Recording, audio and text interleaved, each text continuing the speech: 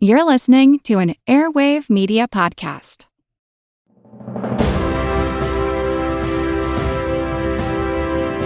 Hold your ears, folks. It's showtime. People pay good money to see this movie.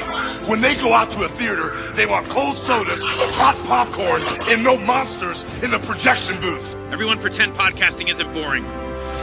Turn it off. Turn it off.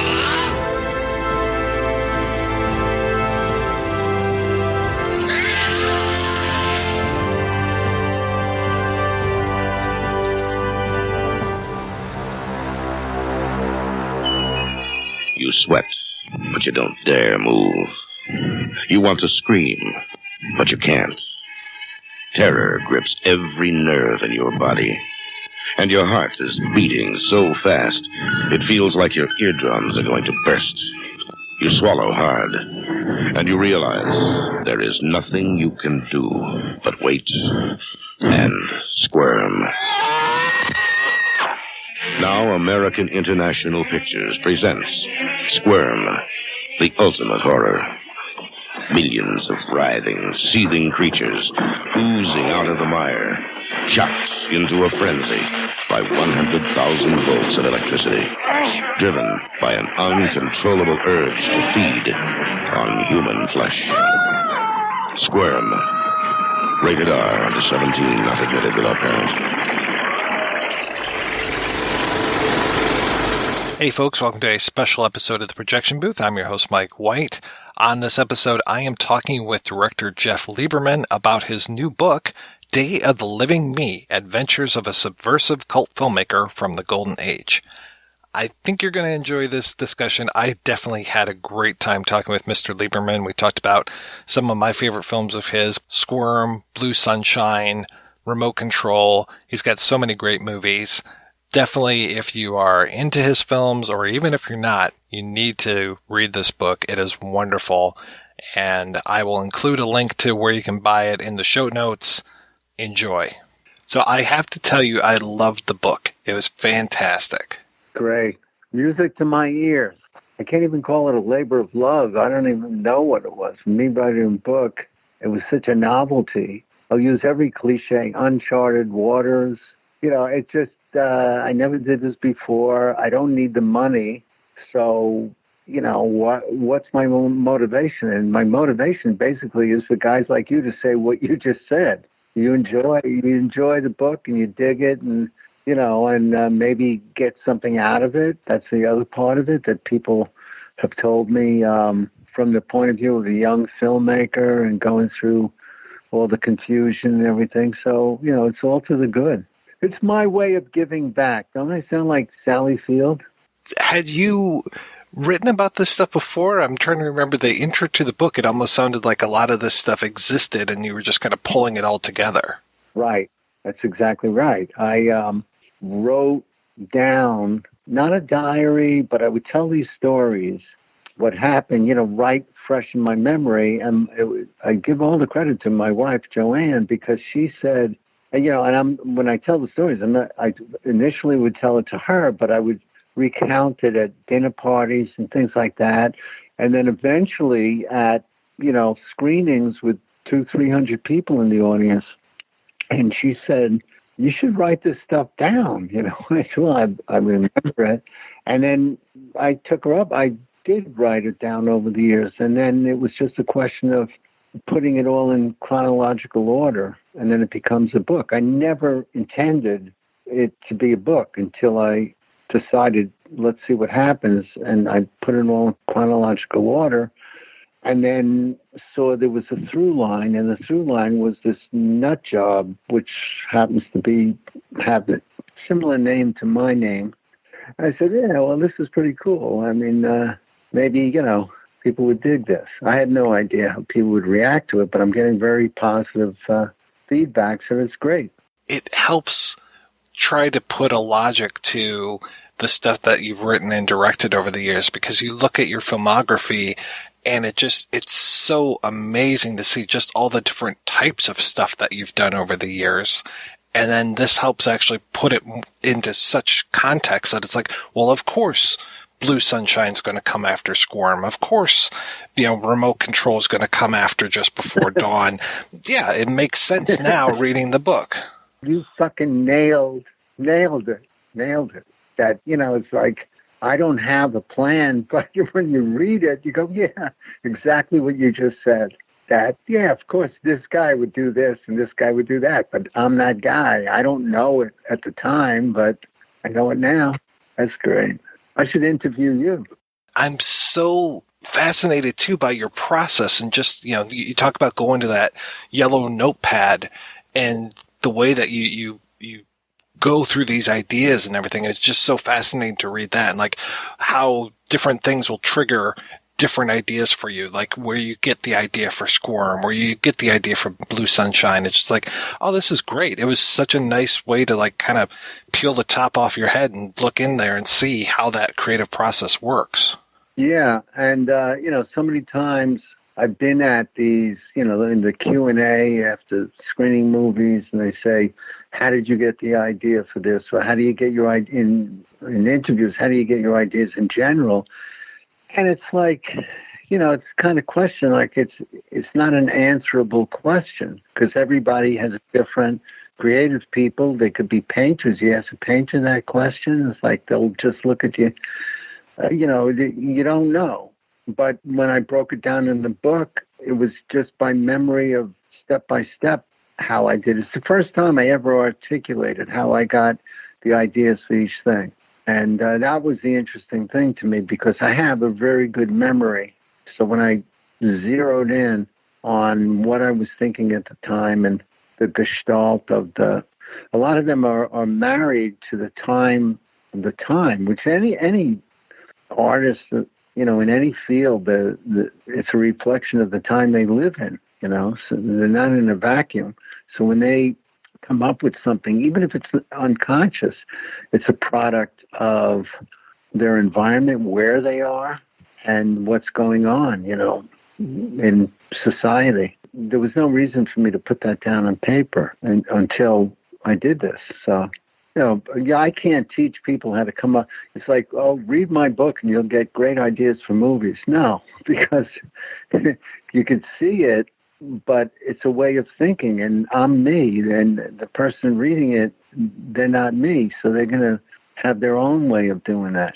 Or maybe I came up with a template where, hey, you too can be a screenwriter, just follow these basic rules, Well, and it's one thing to come up with these ideas and to write them down and flesh them out and, kind of perfect them on the page, but it's another thing for you to then be that director and go out and do this stuff, to have that chutzpah to actually bring these things to life, that you could make Squirm. Going out there and making your first feature film when you hadn't made a feature film before is pretty gutsy. I know my friend Richard Crystal, who I mentioned in the book, and Richard's, he's Billy Crystal's brother, and he was in Blue Sunshine, and he's the first, he throws the girls in the fireplace and then gets killed. And Richie read the book, and he said to me, I forgot what balls you had, And I said, I forgot too, I mean, at that age, you're telling Rod Serling to do something, to directing Rod Serling. I just didn't, it's like a different person. I didn't know any better. I mean, to me, it was like, this is what I'm doing. I don't care who it is. Now I could do that. But with no experience whatsoever, that didn't bother me. I don't know why. Yeah, to read some of those stories of some of the folks that you rubbed elbows with, that you worked with, that you almost worked with, that maybe almost were in some of the films that you ended up doing. I mean, I was telling my wife as we were watching Squirm the other day, I was just like, yeah, that person was almost Kim Basinger, and that was almost Martin Sheen, and that was almost Sylvester Stallone. The funny thing about it is that doesn't mean the movie would have been better. All it would have meant is it would have been more famous. I would have made more money. But it doesn't necessarily mean. I mean, I don't think Martin Sheen would have been better than Don Scardino, and I don't think Kim Basinger would have been better than Pat Piercy. As far as with 20/20 hindsight, they become big names, and that's the movie The Lords of Flatbush. That was a perfect example. Stallone was in it. Henry Winkler was in it. Susan Blakely was in it. And they weren't even in SAG. It was a non-SAG movie. It was shot on 16 and blown up 35. Well, I forgot the name of the director, but he just got lucky. And then it became a famous movie based on who's in it.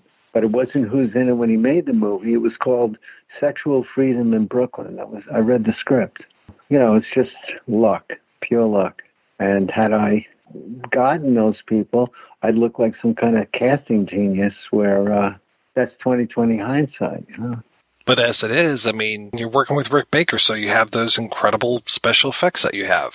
So Rick Baker wasn't Rick Baker, and just pure luck, he was a protege of Dick Smith, and it was the beginning of the use of the prosthetics. I came in just perfect time for that. Maybe a couple of years before that, it would just be not doable to have the worms go under the skin. They weren't putting these separate tissue thin prosthetics on faces and blending them out so you couldn't see it. And that was the beginning of doing that. So you can the reason that it was so effective is because you can you can see the actor's eyes and his real facial expressions, because they would move with the prosthetics as separate pieces. Where if you put a mask on, it looks totally fake and there's no emotion to it. That was lucky. You using the slaughtered pig noise over the worms, it's just, it makes your skin crawl. Dan Sable was my sound editor, and he worked on Brian De Palma's first several movies, including Carrie. So he had just done Carrie, and when you're a sound editor, you have all these sounds they didn't have computers, but they have on tape.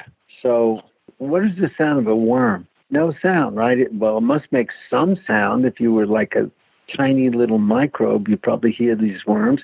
So they're slimy so they rub together.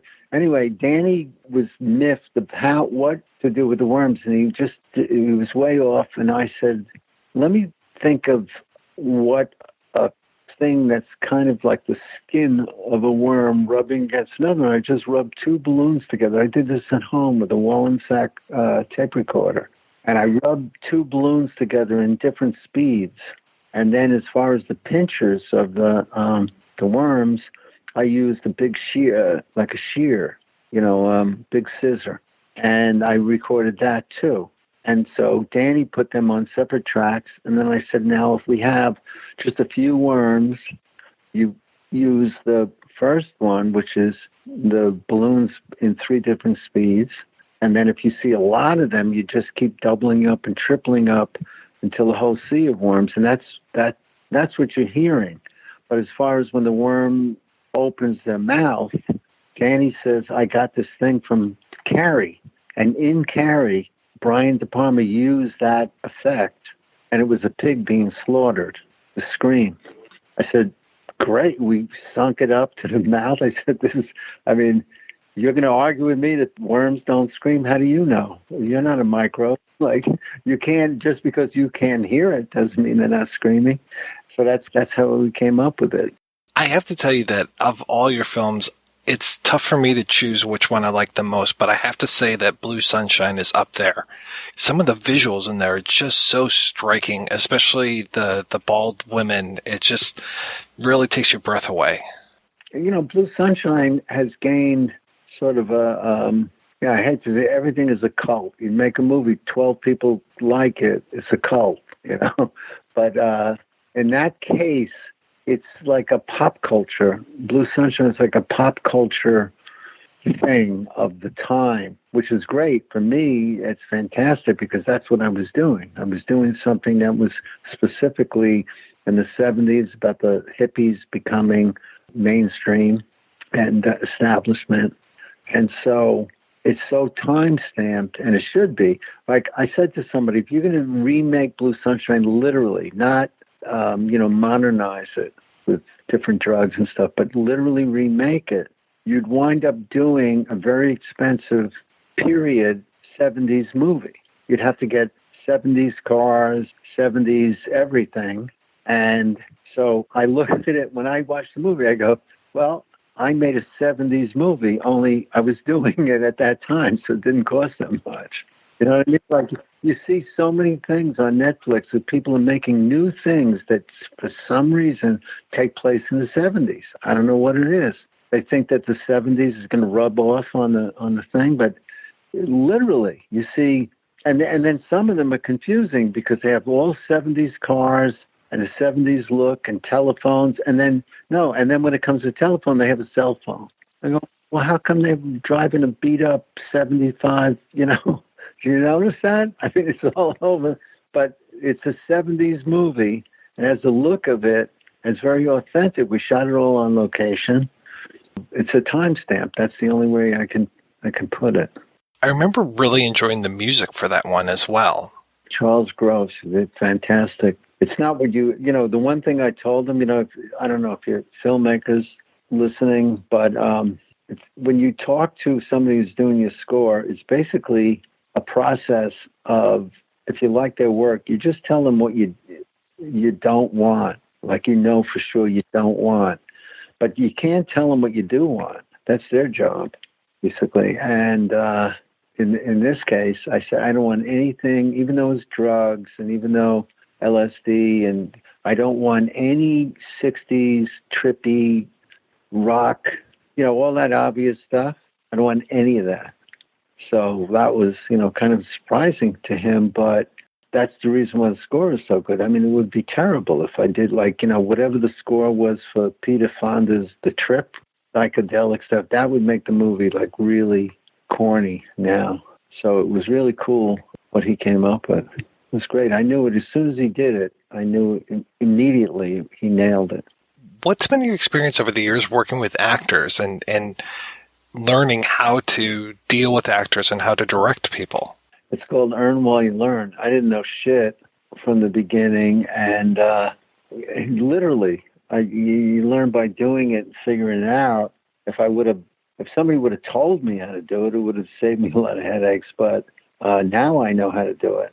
It's a combination of a lot of things. First of all, the biggest thing with not working with actors, but the biggest thing in general is the casting itself, to get the chemistry and the who you cast, their quality as a person, what they bring in as a quality as a person, and their quality against somebody else's. You already see how the movies, you know, it almost doesn't matter what the words that they say in the script. You already kind of have a feel for how it's going to be, and then once they say the words, it just comes alive, and you kind of like, don't ruin it. If you cast it right, your job is to not fuck it up, you know, in your direction. That's what it comes down to step back. It took me a long time to realize that, but that means you really got to be good at casting. That's such a key. If you have a good script and it's cast right, I think Woody Allen said that, then you sit back and record it, you know, basically. I'm always curious about Zalman King. What was he like to work with? Impossible. Yeah. I mean, he was very, I don't think he was comfortable in the idea of him being an actor. So he did a lot of posing instead of acting, and he was never, you know, into playing a certain character. You know, in his case, with me, I made a big mistake, huge mistake, which I would never make today. And that was, you know, I told him that I wanted the audience to be wondering whether he took the LSD back then. Like, you know, like the kicker is going to be that he's going to freak out and lose his hair. I should never have said that, because then he started playing that, a guy that was borderline on the edge, you know what I mean?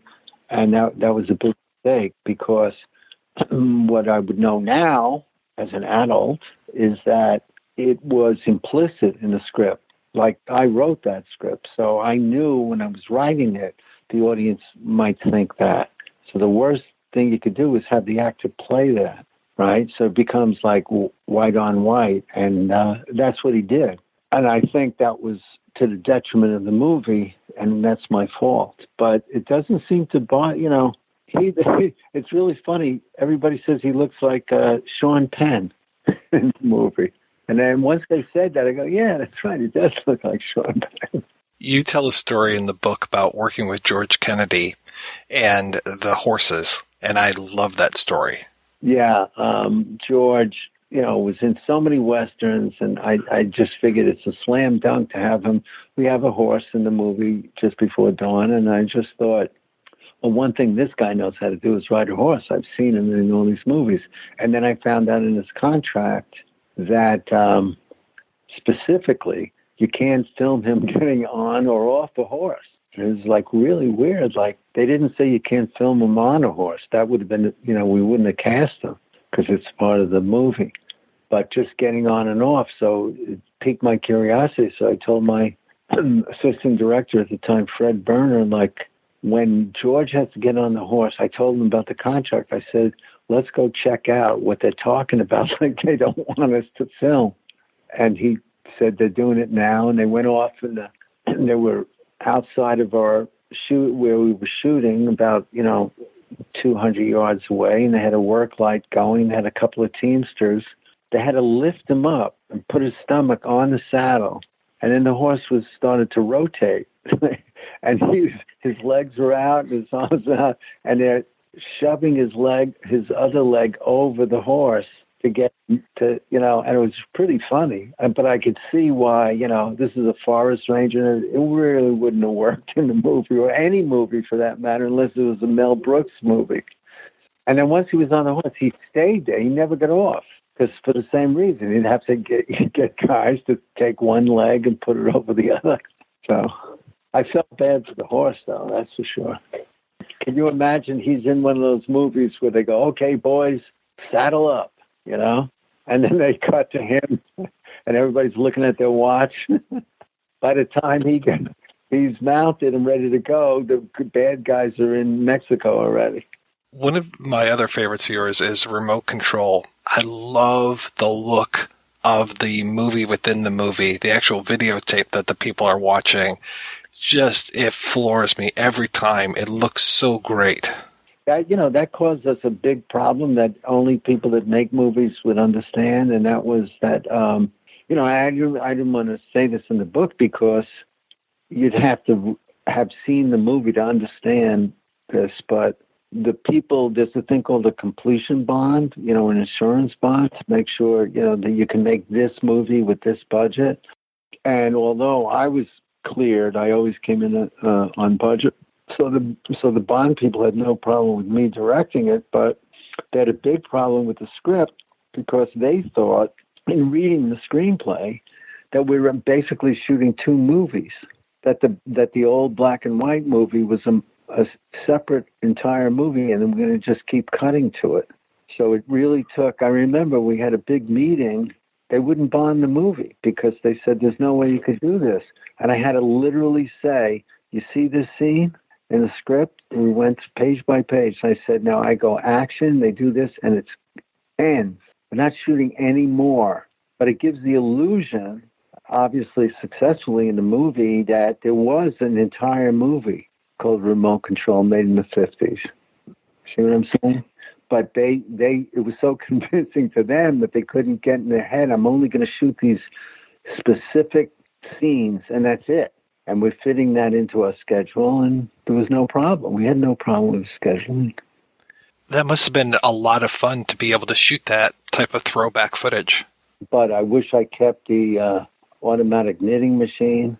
And especially the thing that you washes your face and brushes your teeth, you stick your face in.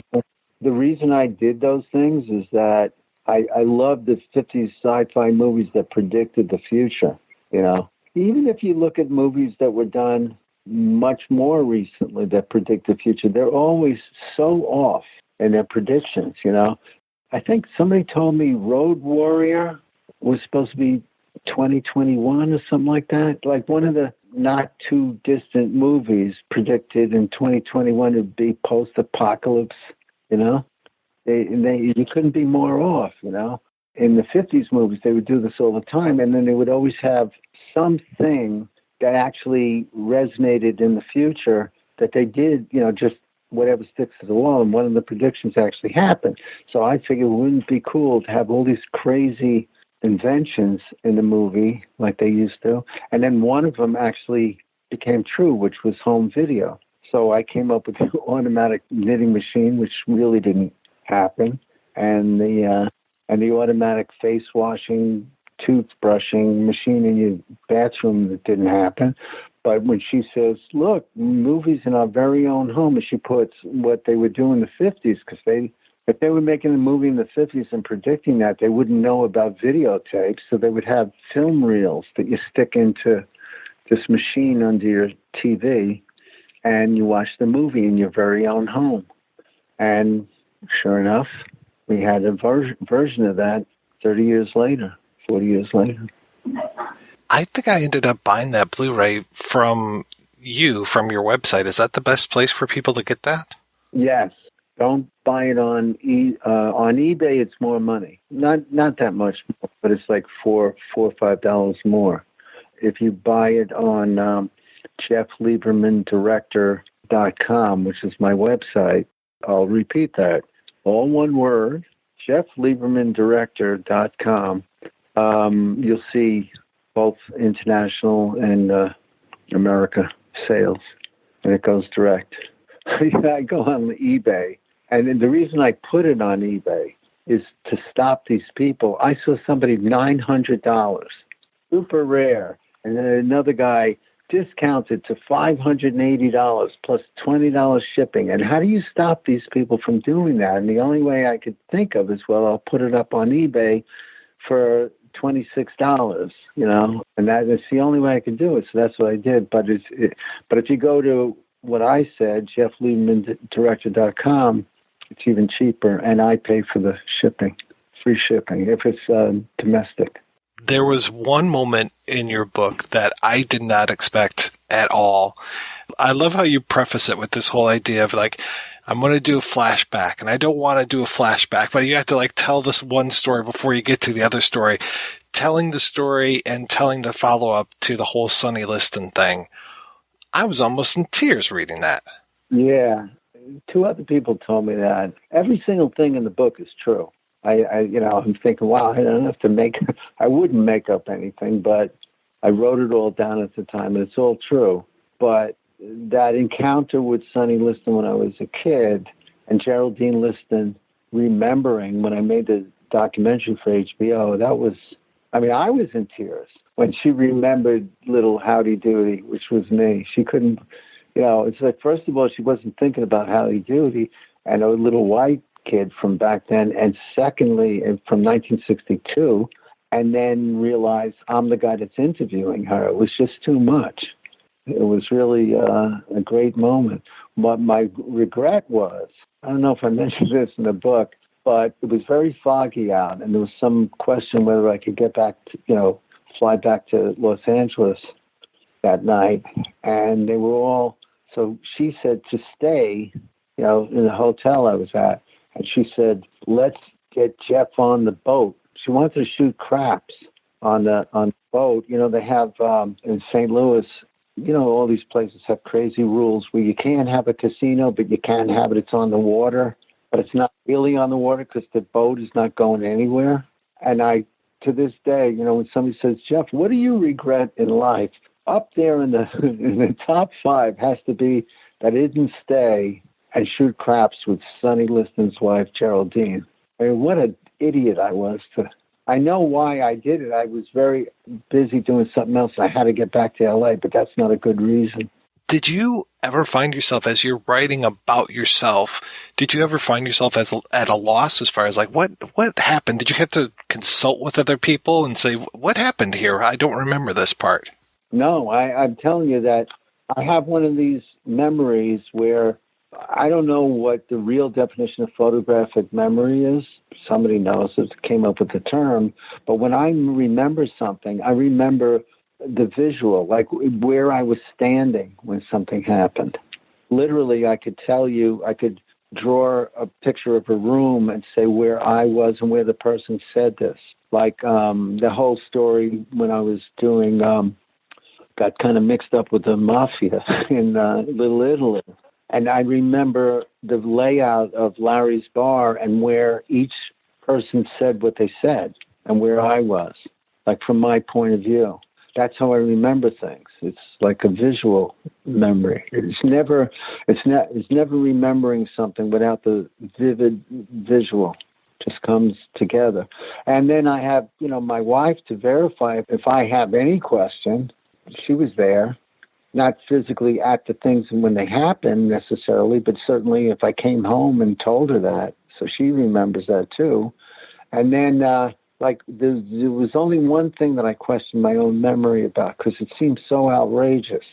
And that was going to Woodstock and banking on eating the guy, Charlie Baxter. I know Charlie Baxter happened. He worked for me.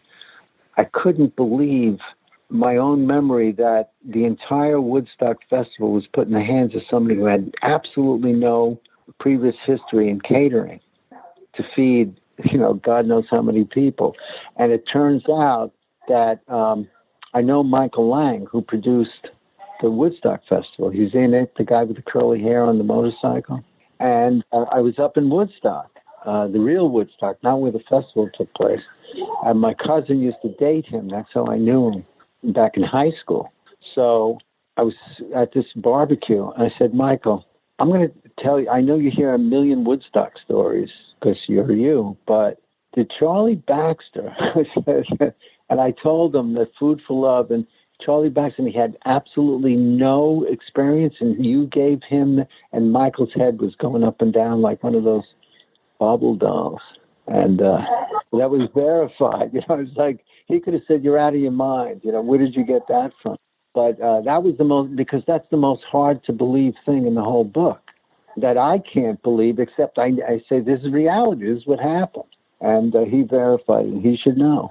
I didn't realize that you were behind actually one of my favorite shows, and it was gone way too fast, which was Love You to Death. I loved that. I loved John Waters as the Groom Reaper. I wish that had gone on forever.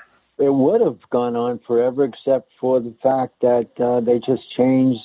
It would be like, you're doing a show for ABC. Oh, guess what? We just sold the network to somebody else, and they're making a sports channel.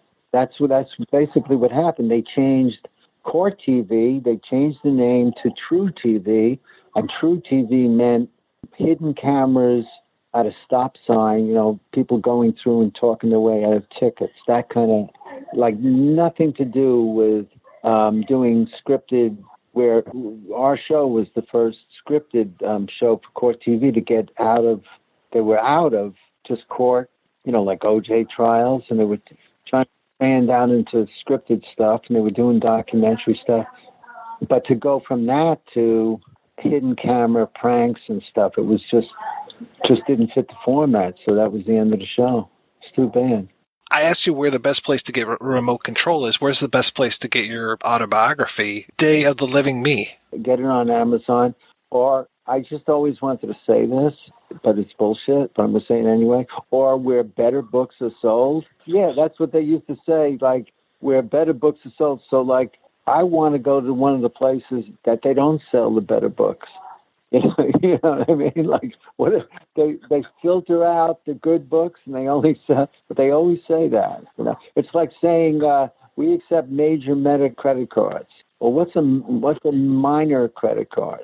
What would qualify as a credit card that they won't accept?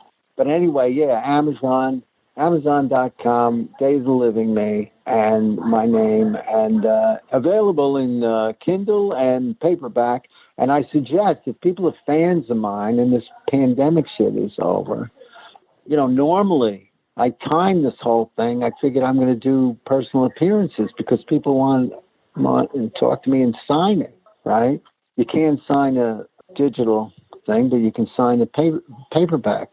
But I would have done like 3 personal appearances already since this came out. So basically, I'm going to push it forward. It's not like the book's going to go away. So anybody that has it, when I appear at, a convention or a screening or a book signing at places like, I did one for remote control at Dark Delicacies in Los Angeles.